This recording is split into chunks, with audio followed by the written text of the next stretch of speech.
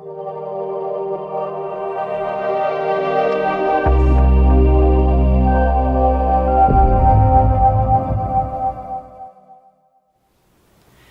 guys, it's Rock.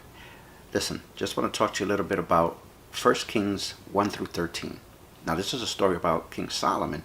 And King Solomon was stated to be the wisest person that ever lived in the past and in the present.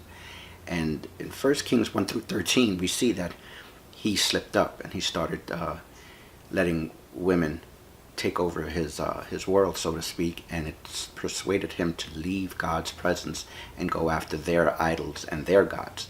And so with that, I just wanted to let you know that what I was thinking, the thought process behind bringing you this, what I'm going to talk to you about today. I always wondered, why is it that people who serve God, a lot of people, and particularly people who serve God, why is it that they go through hard times?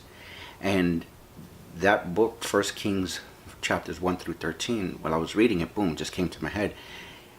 We go through hard times because if we don't go through hard times and we live a life that's only good stuff, we'll have a tendency to forget about God. And we'll have a tendency to forget that God is the one who's the provider of those good things.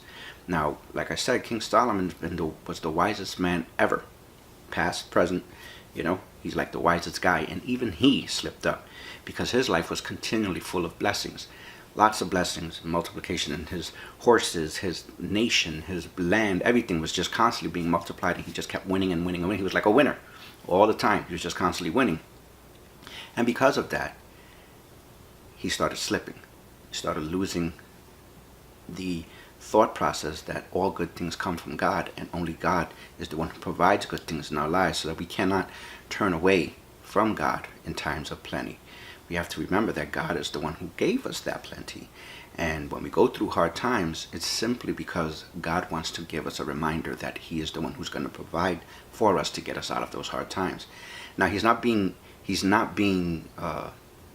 petty by doing so. He's being wise in doing so, because that's mankind's tendency, yours and mine, because we know that if we are Christians and we're followers of God, the better things go, the more of a tendency we have to stop focusing on him. And people who don't believe in God, they just go about life, willy-nilly and not really paying attention to God at all. So he blesses them sometimes because he loves everybody. But then he tries to let them see that they need something more than just good things here on earth. They need a relationship with him, so he'll make them go through hard times just like us. We know what the reason is, and we turn back to God eventually, and then he restores us. But they don't. So it's key that those believers, us, we talk to the people who don't know about God when they're going through hard times, to let them know that God can get them out of that.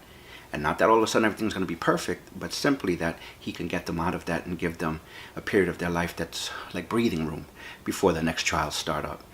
Now, it's very important to remember that even King Solomon, who was so wise, fell into that trap. And so I invite you not to fall into that same trap, and to keep your mind on God at all times.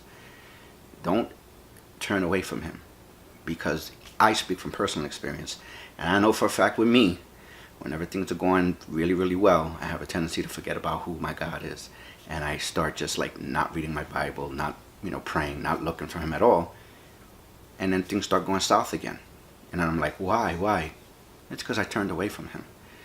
So that's just my thought for today. When things are going good, don't turn away from God. When things are going bad, don't turn away from God. Message and shortcut: just don't turn away from God ever, no matter what you're going through, good or bad. Well, that's just my thought for today. Read 1 Kings 1 through 13, and you'll hear about King Solomon and his slip-ups. I'll talk to you guys soon. Take care.